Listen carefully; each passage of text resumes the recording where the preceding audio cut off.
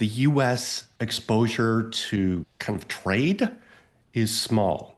And what I do in my class is like a quiz question. If we look at trade exposure as exports plus imports divided by GDP, how does the US rank in terms of 179 countries in the world? And it turns out that US ranks 177. So it's got very low trade exposure. So think of imports as being only 14% of GDP. So it turns out that other countries have much more serious exposure to the US policy than the US. So the issue, I think, is not just the tariffs, but the uncertainty about how the tariffs are going to be applied. So if we knew what the policy was, like 25% across the board, we could actually figure out the hit in inflation and the hit in GDP. And it is a hit. It is a negative, but it's not a large negative. And I think a lot of the problems are the tariffs on, tariffs off, and different numbers being thrown out. We just don't know. That creates uncertainty. Investors don't like uncertainty.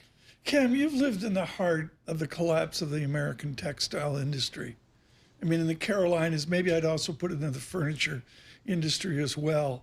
What do you say to the fancy elites at Duke University about all those jobs we lost to Asia? Yeah, this is globalization. And I think that a number of mistakes were made in the push for globalization. And now we're reversing some of those mistakes. So we have let other countries hold us hostage to critical minerals. So that's the sort of thing that you should not offshore. So we will be reshoring, repatriating certain key industries that we cannot afford to let adversaries have influence over us. So I think that the sort of laissez-faire, blind sort of push to globalization didn't take one critical thing into account that we think about all the time in business, and that is risk management. So a lot of this reshoring is going to be expensive. Right. So it means that to produce it in the US is going to be more expensive.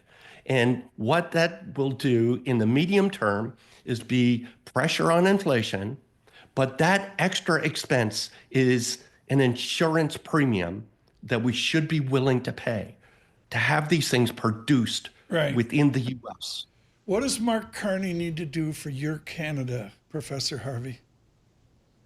Well, obviously, Carney is highly experienced in terms of both business experience and central banking experience.